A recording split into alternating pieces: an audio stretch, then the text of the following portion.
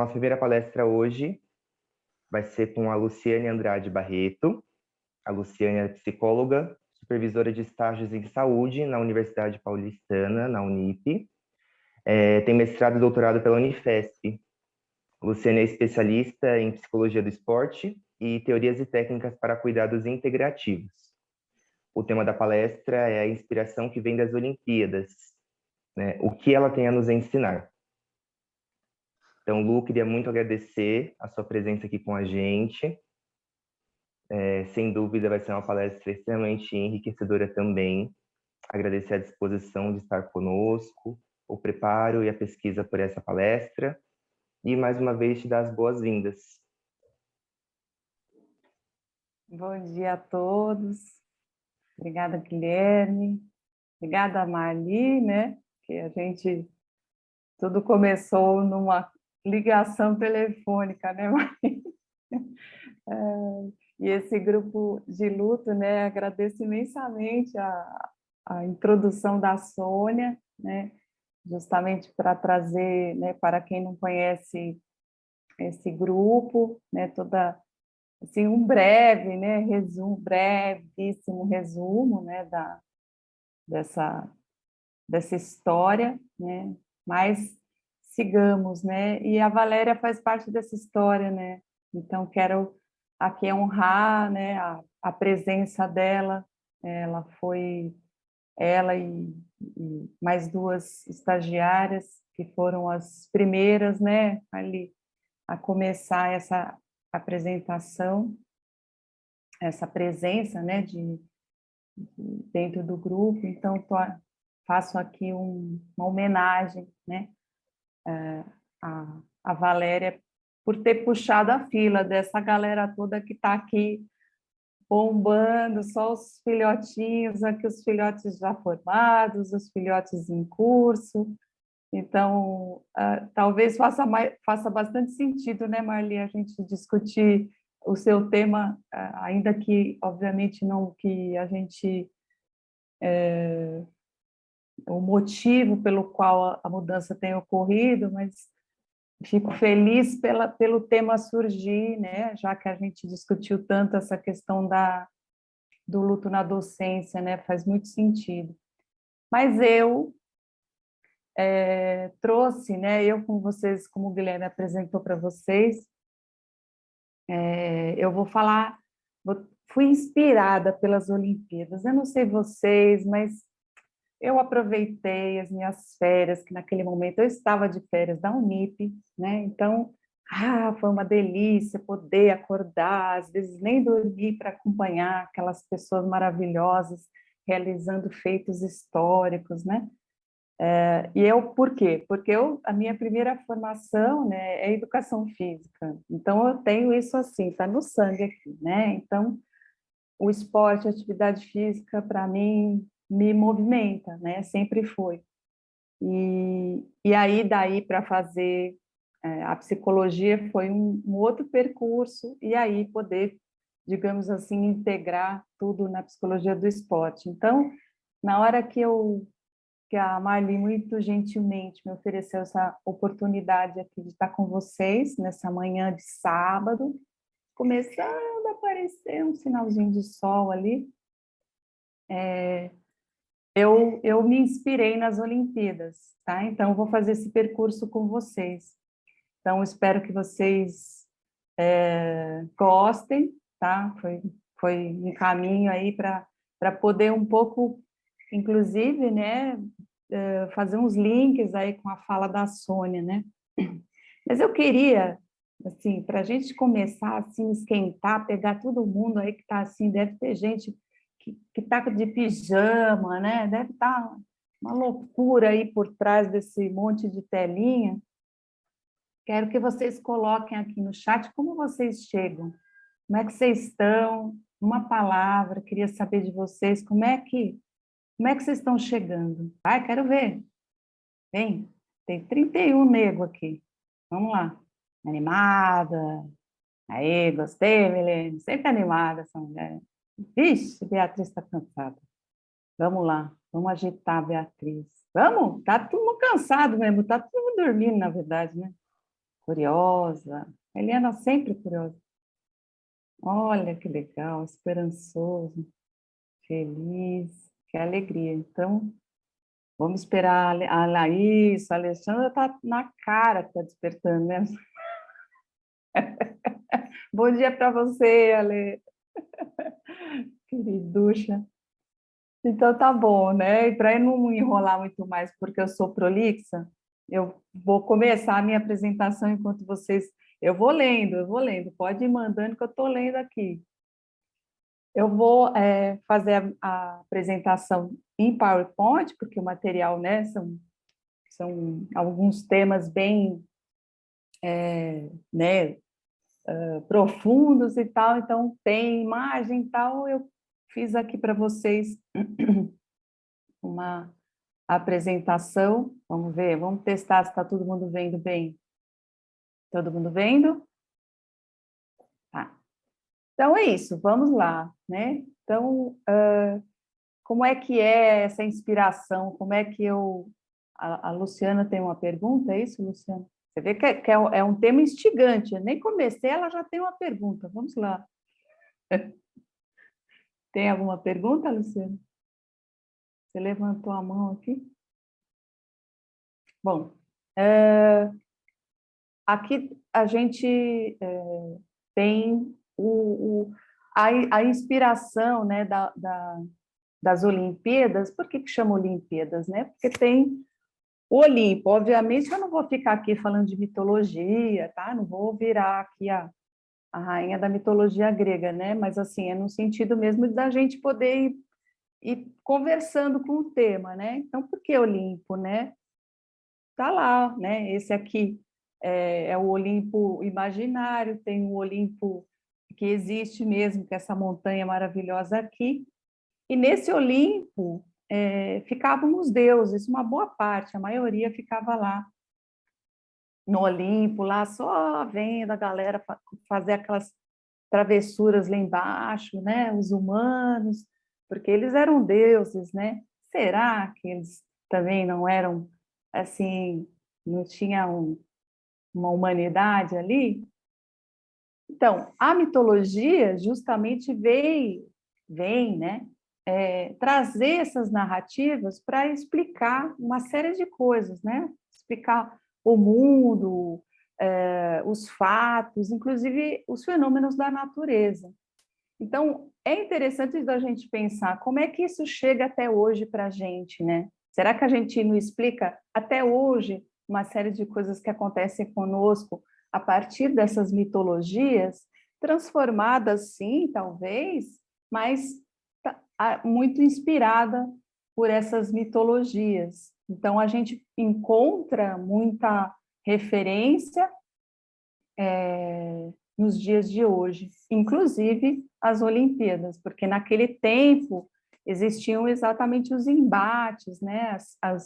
Travavam esses duelos entre os deuses, os semideuses, né? Que eram os heróis, e essa humanidade que ficava ali à mercê desses fenômenos, né?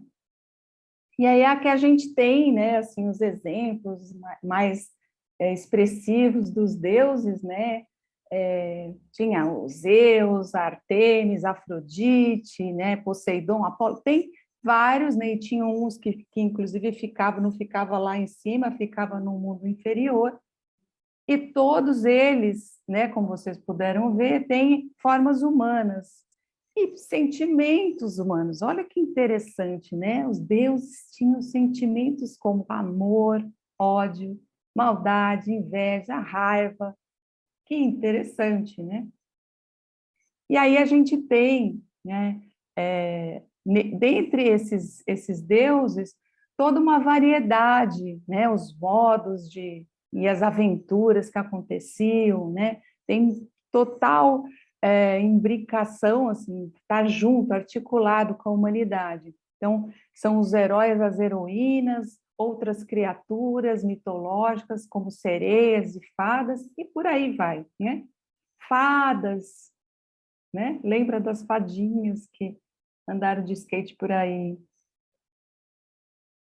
E aí a gente, né, assim, tomei de pronto aqui, emprestado, a história, assim, muito, né, vou passar aqui rapidinho, da gente pensar a ligação entre Eros e o Thanatos, né? Aqui a gente tem Eros, que era, né, assim, a representação do amor, do prazer, e Thanatos, que é esse representante da morte, né? Aquele que vem buscar nos, né, levar para outra dimensão, né, vamos dizer assim. Então, na mitologia, o Thanatos ele é, né, visto dessa forma, né, tanto que se a gente se envolve nessa área, né, a gente vai ouvir falar em tanatologia, né, vem daí, do Thanatos, né? E aí a história, né, a mitologia nos conta que Eros, né, o mais belo dos deuses, com seu arco e flecha, estava lá, né, ocupado, mandando as flechadas no coração de todo mundo, fazendo todo mundo ficar assim, num amor louco. Aí chega Hipno, que é o deus do sono, por isso que a gente, né, usa, você vê até os dias de hoje, né, a gente fala assim, um hipnótico, né? Então, o hipnótico é aquele remédio que faz a gente dormir, ó, por causa disso. Tá? Então, aí o Eros foi lá para a caverna, deu um cochilo lá, cochilou, o cachimbo caiu e as flechas também, e aí elas ficaram espalhadas na caverna, e na hora que acordou, as flechas estavam lá misturadas, e então algumas eram dele mesmo e outras eram de Thanatos. E aí, desde então, Eros começou a portar flechas de amor e morte. Tá, tá, tá. Então, outra mitologia, né, essa outra história dentro dessa sequência aí que envolve o Thanatos, né, é que ele era apaixonado por uma deusa e eles juraram, né, juras de amor e tal, e aí ele pediu, né, então que cavem duas sepulturas, se eu morrer, eu prometo que acordarei ao seu lado. Olha que bonito. Então, essa questão do sepultamento, de fazer algo que coloca ali as duas pessoas numa condição de eternidade, né? de companhia numa outra dimensão, está lá presente já desde muito tempo. Né? E aí é interessante a gente pensar, né? Como é que a gente pode, a partir brevemente, né? Eu trouxe aqui só um teaserzinho, né? Só para provocar vocês, pensar como é que fica, né, essa relação entre Eros e Thanatos até hoje, né?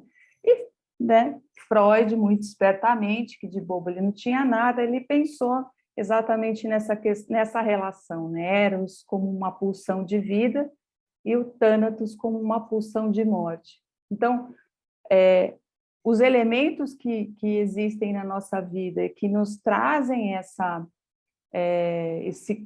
natureza que está voltada ao prazer, à vida, né? E aí aqui contemplam alguns elementos como a energia, o movimento, a alegria, né? Tudo aquilo que se dirige à nossa manutenção, e a pulsão de morte, que é essa questão que pode estar envolvida a destruição, a flertar ali com a morte, né? Mas também a gente pode pensar a pulsão de morte associada ao Eros como algo extremamente criativo, né? E é nessa linha de pensamento que a gente vai agora se debruçar, que é onde eu peguei o gatilho aqui para pensar como é que as Olimpíadas poderiam nos oferecer algumas pistas de como a gente pode conduzir a vida de uma maneira que Eros e Thanatos estão ali conversando, né? Então, uma parte importante do que fez eu também pensar nas Olimpíadas foi justamente me colocar no lugar dos atletas, né? Fiquei imaginando, assim como a gente, que de repente foi pego, né? Eu como professora, eu como psicóloga, eu como cidadã, me vi, né, em casa, não podendo sair, não podendo dar aula, não poder atender os meus pacientes presencialmente. Como é que foi se adaptar a isso, né? E a gente viu, né? Não sei se vocês, eu soube, né, de algumas histórias se tornam mitos, inclusive, né, em cada Olimpíada. Ó, Zeus está falando comigo agora, ele quer participar, que vocês ouviram o trovão. E aí, a gente pensar, né, como é que esses atletas deram conta dessa situação, né? São atletas de alto desempenho, e precisavam manter o seu treinamento, precisavam manter o seu status físico, né, diante de uma possibilidade. Vai acontecer a Olimpíada, não vai acontecer, e aí ficou tudo aquilo, e cada um deu conta dos seus enfrentamentos, né? E o próprio Japão, né? Como é que ele deu conta disso tudo? Então, a gente vai pensar nisso, né? Então, a gente pensar, por exemplo, né, dentro das Olimpíadas, um dos símbolos que foi bastante falado foram os mascotes, né? Então, tinham os mascotes da Olimpíada e da Paralimpíada. E da Olimpíada é o Miratoa, e Mirai é futuro, e Toa é eternidade em japonês. Olha que interessante, né? Porque, não sei se vocês sabem, né, o Japão ele é né, um continente praticamente assim totalmente tomado por situações dos fenômenos naturais, como tsunamis, né, terremotos, e eles, vira e mexe, têm uma situação de enfrentamento quanto a isso, né? E então eles sabem, né? Eles olham para essas situações, até pelo fato deles serem orientais e terem um olhar diferente em relação à finitude, a essa questão, né? E então eles trouxeram isso está presente o tempo todo na relação com as questões das vivências deles, né? Então, esse sentimento de eterna esperança é algo bastante presente, né? Não só no mascote, mas em uma série de coisas que foram sendo pautadas dentro das Olimpíadas.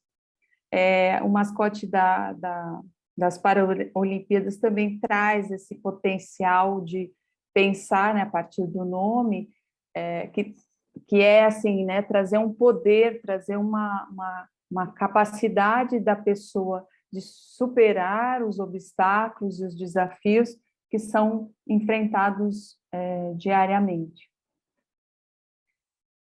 No buquê, olha que interessante, né? Quando a gente olhava lá o buquê que o atleta recebia, tinham também elementos bem simbólicos nessa capacidade dos japoneses de pensar essa reelaboração, essa elaboração de eventos que foram intensos, né? Então, como eu mencionei para vocês, o terremoto, o tsunami, né, que devastou o país, né, e morreram pessoas.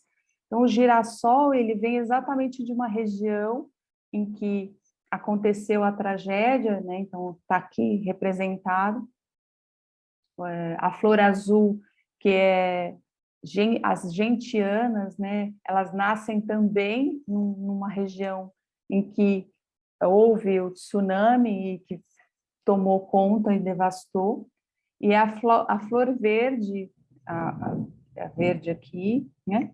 Ela é de Fukushima, que é justamente o local onde teve um acidente nuclear. Então, o tempo todo, a presença dessa relação Eros-Thanatos está lá, participando de todos os conceitos, né?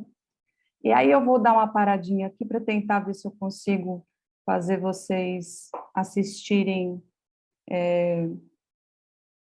o vídeo que eu estou querendo mostrar, que não disparou aqui na minha apresentação, porque a lei de Murphy, ela existe e tudo bem, né? A gente lida com a coisa, não tem problema nenhum. Então, vamos ver se eu consigo apresentar para vocês. Torcendo desde 1900. Ah, que lindo, ó, que bonito isso. Deixa eu ver se eu consigo abrir. Espera aí que eu vou voltar, porque eu lembrei que eu não pus o áudio. Bom dia para você que está tentando abrir o vídeo. Vamos lá, vamos ver se sai. Depois, qualquer coisa, vocês me avisam se não sai o áudio, tá? Outra mensagem de Tóquio para essa Olimpíada é a sustentabilidade. Começa pelas coisas mais simples, como as camas dos atletas, que são feitas de papelão e depois serão recicladas. As próprias medalhas têm um diferencial.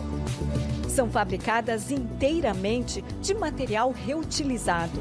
Durante 2 anos, o Japão recolheu 79 mil toneladas de aparelhos eletrônicos usados como câmeras, videogames e computadores, assim como 6 milhões de celulares doados pela população. Os 32 mil quilos de ouro e outros milhares de prata e cobre foram suficientes para produzir as 5 mil medalhas. A tocha olímpica, com design inspirado numa flor de cerejeira, também é feita de alumínio reciclado. Sabe de onde eles vêm? Dos alojamentos temporários que abrigaram as vítimas do terremoto e tsunami de 2011. Ah, sim, os pódios também. Todos são feitos de plástico recolhido do mar e de residências japonesas. Será a Olimpíada mais ecológica da história, explica um dos diretores do comitê organizador. A Vila Olímpica, os ginásios e até a tocha serão alimentados por energia limpa. Não é isso, era só um teaserzinho, só para vocês sentirem a vibração do negócio, né? Ali está falando de sustentabilidade, mas vocês perceberam todo um processamento de um material que poderia ser um material que tem um significado e criativamente se torna algo totalmente voltado para a vida, né? Então, é esse o convite aqui que a gente está fazendo para a gente pensar junto sobre esse tema, né? Então, vamos lá, sigamos. Então, muito bem. Então, saindo do buquê e dessa experiência, vamos pensar, né? Então, qual é a nossa relação, então, né? O que eu estou querendo dizer aqui que tem a ver com o luto? Aí, gente, eu consegui não ser tão psicanalista, e aí eu trouxe a seguinte figura. Não sei se vocês conhecem, esse é o Viktor Frankl, ele é um psiquiatra, neurologista, foi, né? E ele conheceu, inclusive, trocou figurinha com Freud, então ele foi uma pessoa assim, extremamente interessada, né, na questão do humano, de pensar comportamentos e uma série de coisas, até que, no momento da Segunda Guerra Mundial, ele foi, né, teve toda a situação da guerra, e ele foi para um campo de concentração. E foi em vários, inclusive essa foto aqui, que está aqui na apresentação, foi um dos campos em que ele esteve. E ele ficou por 3 anos no campo de concentração, e momento que ele saiu, ele descobriu que a família dele havia sido dizimada, né? Sofreu aí todos os problemas inerentes à situação, né? Lamentável, e aí, inclusive, a esposa.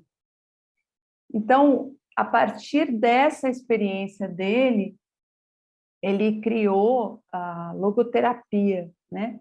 E logo quer dizer o quê? Logo representa, olha que coisa, hein? Ó, do grego, que quer dizer sentido.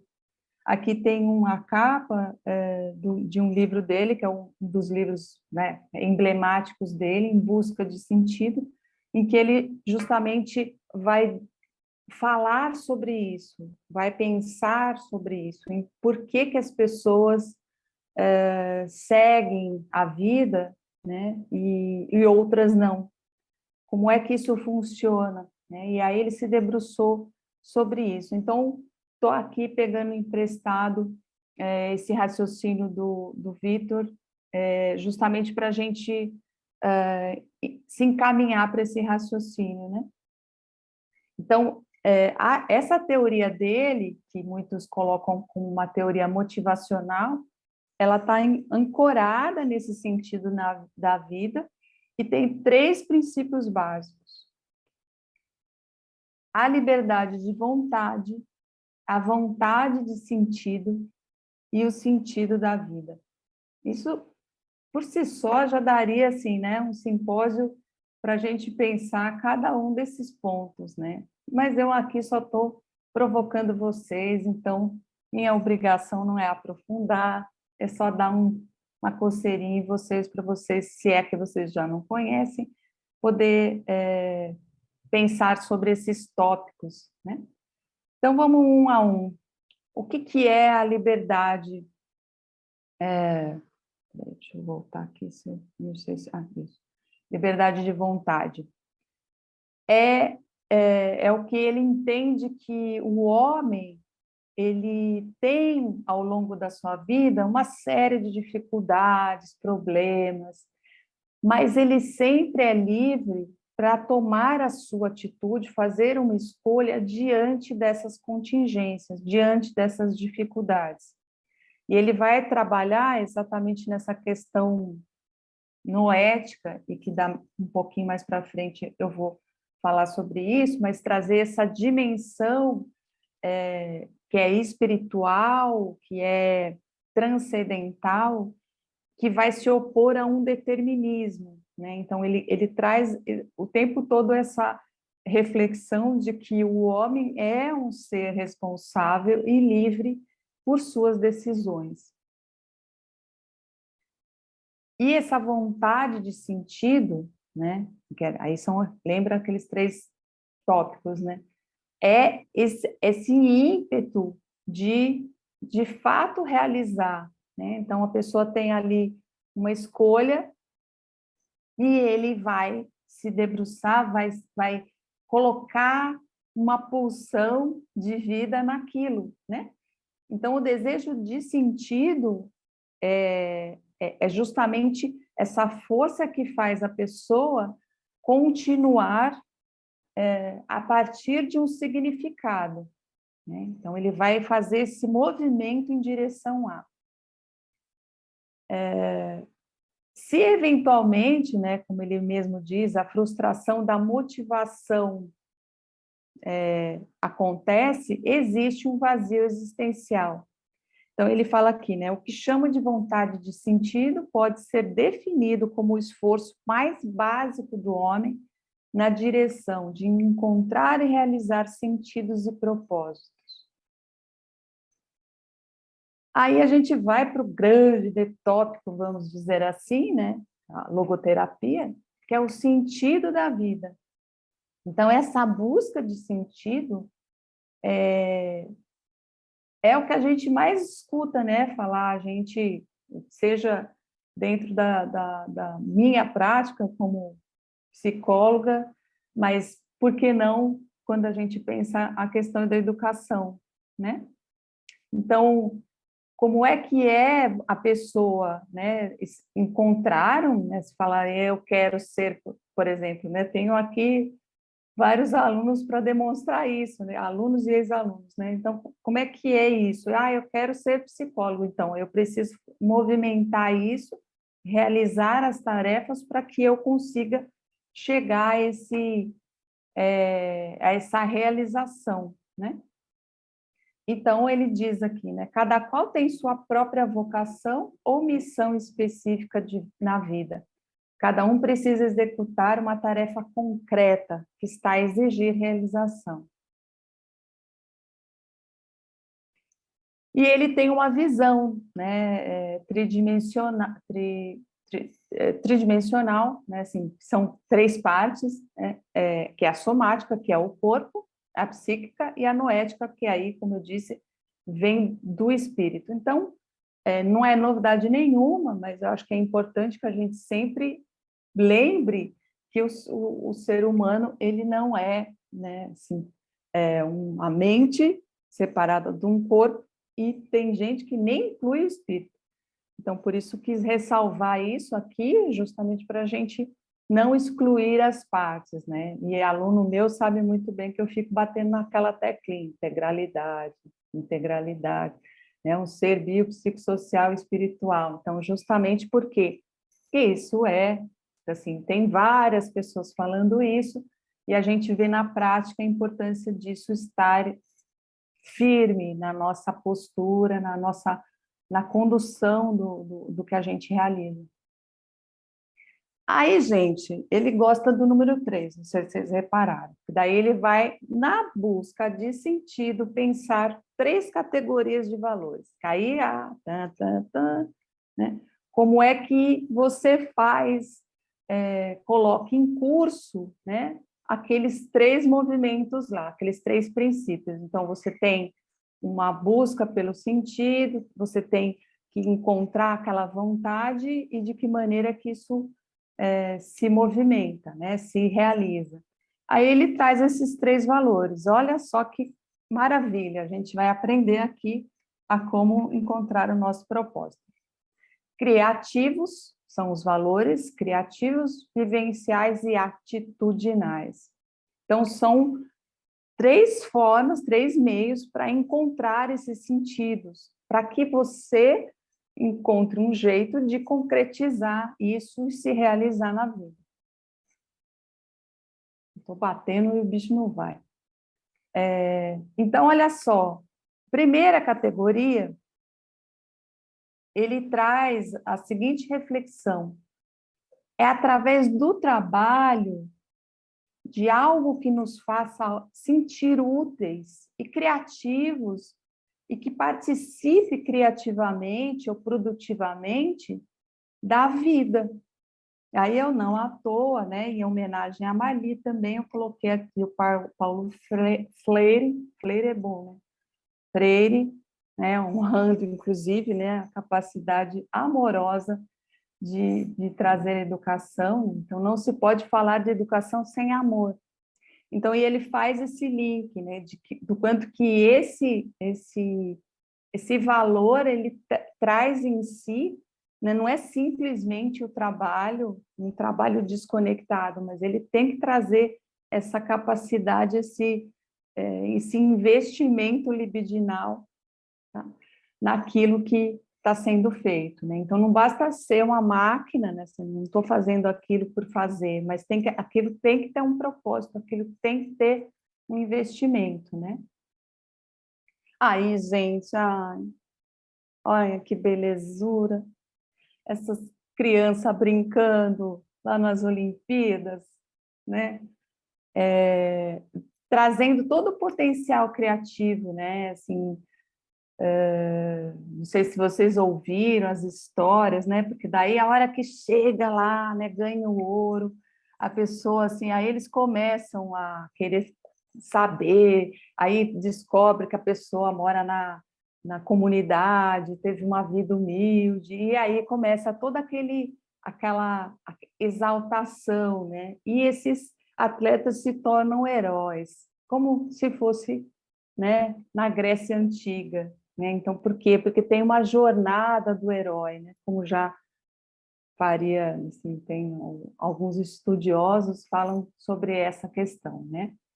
Então, olha só, né? A criação artística, né? Todo o poder que a arte também possibilita, e a gente vê isso, né? Inclusive na arte-terapia, por exemplo, todo o potencial que muitas vezes a gente não acessa e que está lá, está presente e a gente precisa acessar, né? E tá aqui, gente, ai, vocês me desculpem, mas eu virei fãzoca do Ítalo, maravilhoso, naquela, né? E achei tão bonita essa unha dele com a fé ali, ó, que tchutchuco, demais, né? Então, a importância dessa fé, né? A fé em si mesmo, a fé naquilo que traz para a pessoa esse sentido, né? E aí a gente vai para esses valores, que são né, o segundo valor aqui, que é pensar em como eu vou experimentar algo e vivenciar com plena satisfação exatamente todas essas possibilidades que a vida me oferece, né? Sejam as minhas relações, seja o meu contato com a natureza, com a arte, com a cultura, com o amor. Então, ele fala, né, se coloque, né, nessas relações a partir das suas vivências, das suas atitudes, das suas experiências, né, e eu trago aqui, desculpe né, assim, a minha insistência aqui, né, no sentido de colocar todas as figuras aqui do pessoal das Paralimpíadas, porque é realmente se toca o meu coração, não sei de vocês, mas é extraordinária, né? A capacidade, a pulsão de vida, né? Melhor assim, é só sentir, né? Não vou nem explicar, porque é muito profundo a gente perceber todo assim, essa vitalidade, essa pulsão de vida mesmo que está ali pulando, né? E aí né? Fiz aqui, né? Para lembrar que a gente uma hora vai chegar nisso, gente. Falta pouco, vamos lá, força, garra, determinação. Vai a gente conseguir fazer essa roda acontecer aqui no meio do verdão, sem máscara, uma coisa gostosa. E, né, meu querido Ítalo, sensacional, lindo, né? Trazendo toda essa potência da nossa relação com a natureza, com aquilo que transcende, com aquilo que conecta, né? Eu com a minha eu humano com o Deus lá em cima, fazendo essa ligação e trazendo toda essa potência, né? E aí a gente pensar, peraí que agora deu um, ixi. Peraí, gente, vou ter que voltar aqui, volta. Tudo bem, tá todo mundo vendo? Acho que foi o raio, foi Zeus está querendo interferir aqui. Então, as atitudes, né, do indivíduo frente às dificuldades também são essenciais, né? Então, o Viktor Frankl, ele discute isso, como é que a vida não são só flores, né? Então, como é que eu enfrento também as dificuldades da vida que fazem parte da vida, né? Então, como é que a pessoa se relaciona, né? E aí eu coloquei algumas cenas aqui de algumas situações que muitas vezes as pessoas chamam de fracasso, né? De uma decepção, né? A perda, como é que a pessoa enfrenta aquilo, né?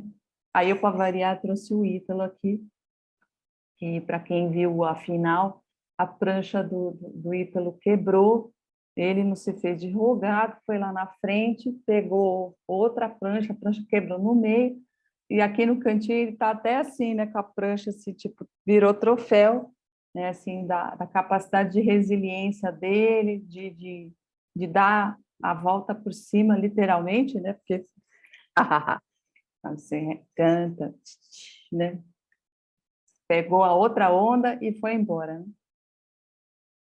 Então, é justamente esse enfrentamento, né, do sofrimento, e como você vai lidar com esse sofrimento, que é inerente à vida, né? Porque por mais que a gente tenha uma vida muito boa, o sofrimento, as dificuldades, elas estão lá presentes, são momentos críticos, são situações que estão fora do nosso controle, né? Vai de ETP, né, a tsunamis, né? Então a gente precisa dar conta dessas coisas, né? E como é que o Viktor Frankl discute isso, né? Então, o ser humano é capaz de transformar o sofrimento em aprendizado, ao ver algo de bom em cada situação vivenciada, além de buscar crescer e melhorar com o próprio sofrimento. Assim se encontram na dificuldade ou adversidade a própria motivação para continuar vivendo. Vocês ouviram a Sônia falar, né? Ela falou assim, lá no começo, né, eu estava assim, estava assado, e hoje eu sou outra pessoa, através de todas essas transformações. Olha aí, ela só confirmou a teoria do Victor. E aqui a gente tem, de novo, né, assim, as cenas das pessoas, assim, né, o momento que uma derrota acontece, como é que eu vou reverter isso, né, principalmente pensando no atleta, o atleta, ele fica, às vezes, 2, 3, 4 anos, né, para 10 segundos a definir a vida dele ali, né, e pode ser uma medalha de ouro, como pode ser, né, uma lesão, inclusive, né? E aí eu coloquei até a fadinha aqui, com outra skatista, e esse espírito colaborativo, né? Essa relação tranquila com algo que é possível recuperar mais para frente, ou de que forma que eu vou enfrentar essa derrota, entre aspas, né? E aí, gente, vem a Simone arrasando Paris em chamas, quando traz a questão da saúde mental. Olha que bonito a gente pensar o quanto o sofrimento ele é uma aprendizagem, né? Então, no momento que ela toma uma decisão de não participar, ela chama atenção para uma questão que é essencial. Nós não somos apenas corpos, nós não somos máquinas, a gente é muito mais do que isso, né? Então, eu preciso respirar, eu preciso encontrar o motivo pelo qual eu estou aqui, que eu me coloco em risco, que eu fico tomada pela expectativa desse mundo de gente que acha que eu vou chegar aqui e arrasar. Então, tinha tudo isso envolvido. Então, ela trouxe, né, assim, uma capacidade de lidar com a dificuldade, de lembrar para a gente, nós estudiosos, atletas, gente, né, o que é importante no final das contas, né? É uma medalha ou é a minha saúde mental? É o quê? Né? Então, isso assim, dentro das Olimpíadas foi um dos temas, né? Como é que a gente poderia imaginar, né? Fica todo mundo pensando, quem vai ganhar a medalha? E a gente ficou falando de uma pessoa que abriu mão em razão da sua saúde mental. Aí toca eu de novo, vou sair daqui para mostrar para vocês. Assim, é aquela coisa assim, a professora vai querer fazer todo mundo chorar. Vou colocar o videozinho aqui. Não sei se fica melhor em tela cheia ou assim, tá todo mundo conseguindo ver? Tá. Será que é melhor abrir a tela cheia ou deixar pequenininho, para todo mundo enxergar bem? Acho que a gente pode tentar abri-lo para ver como vai ficar. Se a Tá, qualidade ficar ruim, a gente avisa. tá bom.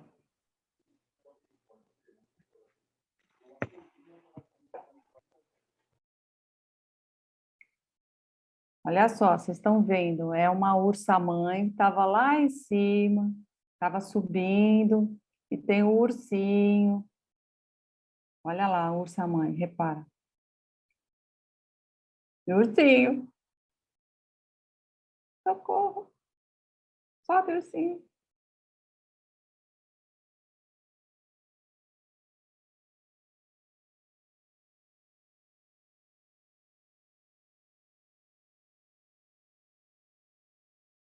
Aí você acha que vai dar tudo certo, está perto do fim. Está quase lá. Falta pouco. Tá, tá, tá. Olha isso, gente. Respira.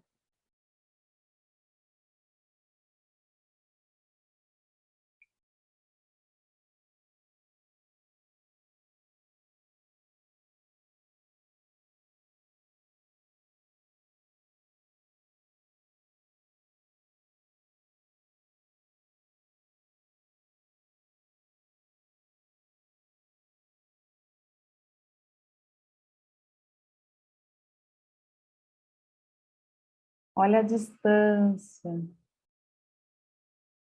Ele estava tão pertinho. E ele está subindo com uma tenacidade. E a mãe ursa lá, firmona, acreditando.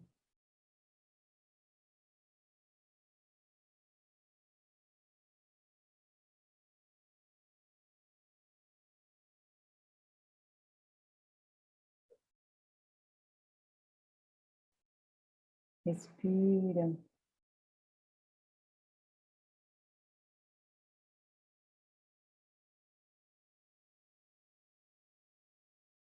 Ai, gente, aplausos para o ursinho. Aplausos para o ursinho. Ficou todo mundo achando que não ia dar, ficou todo mundo achando que não ia dar. Ai, que delícia esse ursinho, gente. Maravilha. Então, por que que eu trouxe isso, né? Assim, no dia que eu vi, assim, meu coração batia, assim, parecia que eu ia ter uma síncope nervosa, né? Eu falei... E aí foi interessante, né? Eu fiquei assim, com quem que eu me identifiquei, né?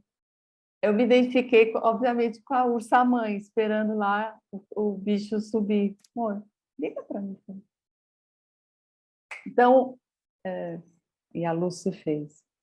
Porque agora começou a chover aqui. Preciso acabar logo essa apresentação, porque Deus me livre. Então, vamos lá.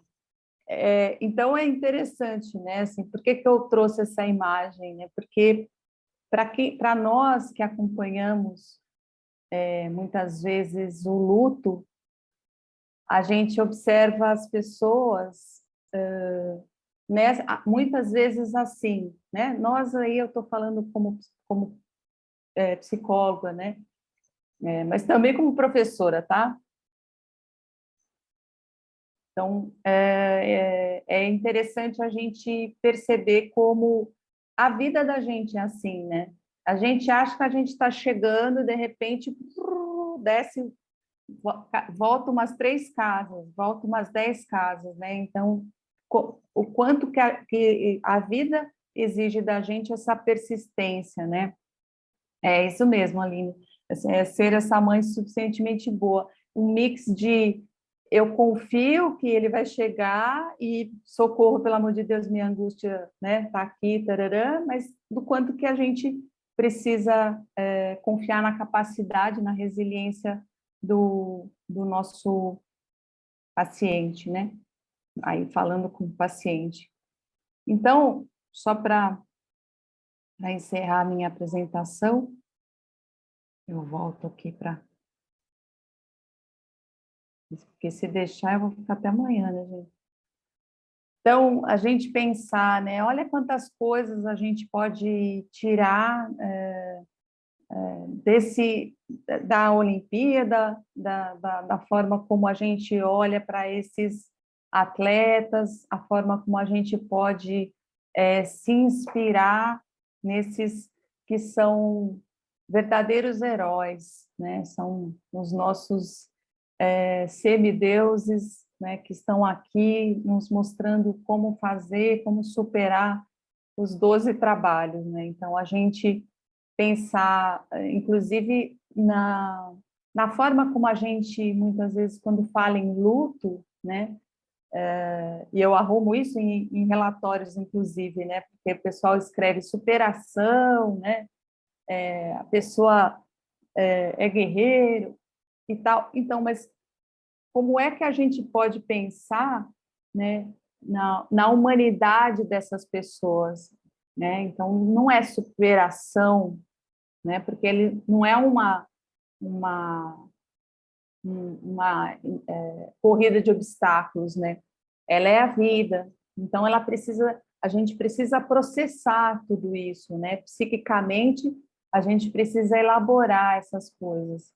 Então, uma pessoa que está naquele momento do luto, ela não está fracassando em função de determinadas coisas que a vida exige. Ela precisa de um tempo para poder se movimentar e encontrar recursos e subir aquela montanha com as suas próprias pernas, né? Ela precisa, muitas vezes, de apoio, né? E nessa luta, a gente pode encontrar recursos para superar as nossas próprias contingências internas, né? Nesse sentido das vezes, a gente ter as nossas resistências, né?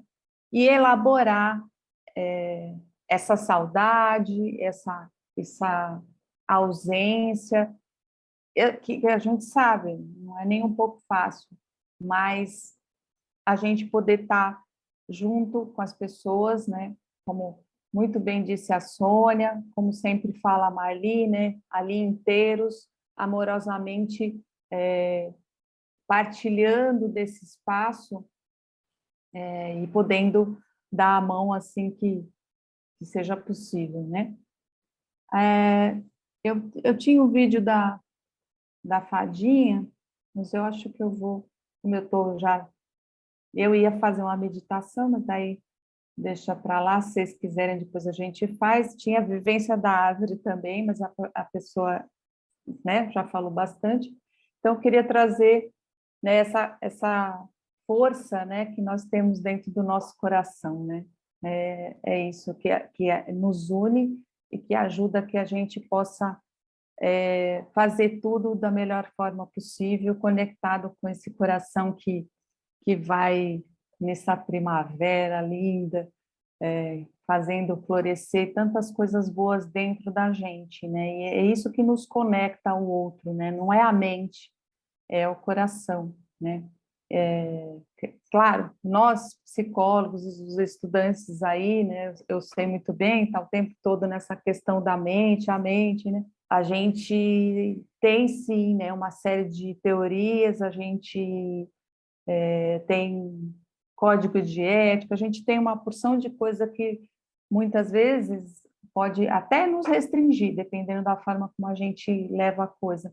Mas é importante que a gente lembre sempre que na nossa frente ali, mesmo não estando na nossa frente ou do nosso lado, agora com as telas, né, ela está ali junto com a gente, são pessoas que estão vivendo essas experiências, assim como o Viktor Frankl trouxe, né? Se ele mesmo experimentou uma dificuldade extrema e soube transformar isso em aprendizagem, em ensinamento, em sabedoria, e aí a gente poder fazer essa transformação acontecer na nossa vida de uma maneira que essa pulsão de vida seja aquela que mantém tudo isso circulando, né? Então, se de repente, acho que eu vou colocar o vídeo da fadinha, o que vocês acham, para a gente terminar? Vamos lá, Lu, pode pôr. Vamos? O pessoal parece criança brincando de casinha, né, gente?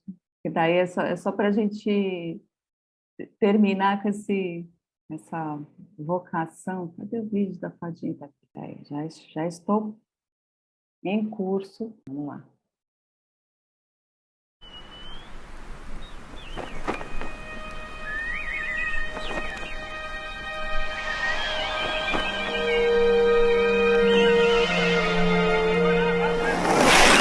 Um sonho, um desejo da alma, na alma adormecer. Em sonhos a vida é calma, é só desejar para ter fé no teu sonho que um dia, teu lindo dia de chegar. Que importa o mal que te atormenta, se o sonho te contenta e pode sim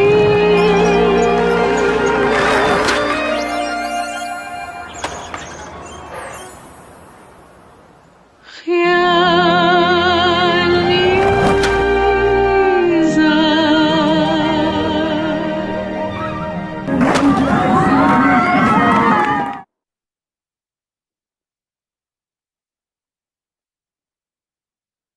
Eu acredito em fada e sereias. É isso, gente. Muito obrigada. Lu, muito obrigado pela palestra, foi incrível. A gente não tinha dúvidas que seria, mas quando ela começa a se desenrolar e a gente vê o contorno que toma, a gente fica ainda mais surpreso, emocionado e muito feliz. Então, gratidão por ter aceitado o convite, gratidão por estar aqui com a gente. Reitero aqui, né, toda a admiração minha como ex-aluno e de vários outros colegas meus que estão por aqui, que já passamos pela sua supervisão e que, inclusive, conseguimos chegar a esse grupo através de você, da Vali, da Sônia, de todo mundo. Então, é muita admiração e é muito bom estar partilhando esse espaço de pesquisa, de reflexão com você. Se alguém tiver alguma pergunta, a gente está passando uns minutinhos, mas eu acredito que seja válido para esclarecer, se alguém quiser fazer alguma colocação. Pessoal, aí me ajude se tem alguma pergunta, eu acabei não vendo no chat. Lu, achei bem interessante, né? Eu, particularmente, queria fazer duas colocações. A primeira em relação ao termo superação, que muita gente usa quando se trata de luto ou se trata de alguma coisa, né? E eu entendo quando você diz que é um pouco perigoso, né? Perigosa essa colocação, porque sempre coloca alguém muito acima e outras pessoas muito abaixo, né? Então a gente percebe isso no grupo de luto quando alguém conseguiu lidar bem com a perda e no grupo a gente conversa e percebe que outras pessoas estão num outro momento ou numa outra fase do próprio luto, né? E quando a gente acaba falando para a pessoa que ela é uma guerreira, que conseguiu superar, a gente acaba fazendo isso em detrimento do sofrimento de outras pessoas, que podem acabar se ofendendo com isso, enfim, lidar de uma outra maneira. Então, é importante frisar que o luto é um processo que não tem muito bem um começo, um meio e um fim, né? Que até existem fases que são pesquisadas e estudadas em relação ao luto, mas que elas não têm uma sequência, né, certinha, assim, bem medida. E que é um processo que pode ir e voltar, que tem oscilações, é uma verdadeira montanha-russa. E quando você falou sobre o Viktor Frankl, eu lembrei muito da Elizabeth Kubler-Ross em relação a essas fases, e essa última fase que ela chama de significado, né? O quanto a gente pode atribuir também esse caminho do sentido do Viktor com o significado da Elizabeth, né? E o quanto isso pode se costurar. Você consegue falar um pouquinho em relação a isso?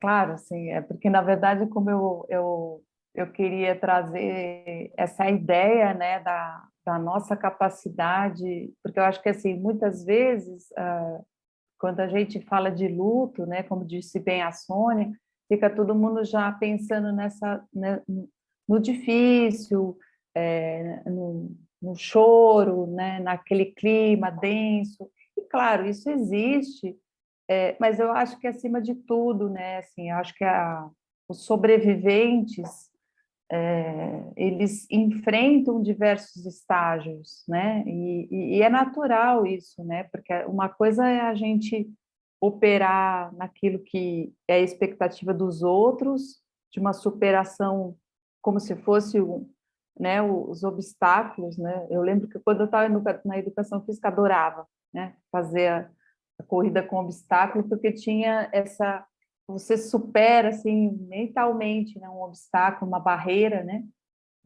Mas a vida não é assim tão simples, né? A gente precisa, porque entre um obstáculo e outro, entre uma barreira e outra, para quem nunca fez isso, a gente tem que contar quantos passos tem ali no meio entre uma barreira e outra, para que eu chegue e me aproxime da próxima barreira com esse grau de consciência corporal, inclusive. Quando a gente está na vida, não tem como a gente medir eu vou dar 7 passos entre uma barreira e outra, né? A vida ela não consegue ser medida dessa forma, né? Porque é isso, né? Por exemplo, hoje, né? A gente foi pego aqui pela perda da Valéria. E aí, como é que a gente vai se ver com isso, né? A gente se emociona, a gente quer estar com ela. E aí, como é que, né? Eu vou falar então, né? Esse tempo. Então, os estágios que a Elizabeth Kubler-Ross propôs na relação dela com a finitude ali, com aqueles pacientes que antes eram desprezados, inclusive, negligenciados, e aí veio Elizabeth Kubler-Ross trazer essa reflexão, são estágios de formas de enfrentar esse luto, né? Então, eu posso negar por um tempo, eu posso ter raiva por um tempo, ou no mesmo dia, né? Igual o tempo em São Paulo, né? Uma hora está sol, outra hora está... Então, a gente poder conhecer esses ciclos dentro de cada um, né? A primavera, o verão, o inverno primavera, verão, outono, isso, pelo amor de Deus, me deu um branco, eu gastei todos os meus neurônios na apresentação. Na nossa vida, né? São esses ciclos, a natureza nos ensina. Então, um ciclo, ele não vem imediatamente após, ele vem num tempo, e toda a natureza vai mostrando para a gente como a coisa, ela é cíclica, mas ela tem um tempo, né? Então, eu acho que essa é a melhor compreensão que a gente pode ter, mas cada um tem o seu ciclo, né? Inclusive, e aí a gente precisa respeitar isso, né? Eu não sei se eu respondi, mas acho que... Respondeu ainda mais, Lu. Muito obrigado mais uma vez por ter estado aqui com a gente. Espero que você continue para ver as outras palestras. Vai ser um prazer continuar tendo você aqui com a gente.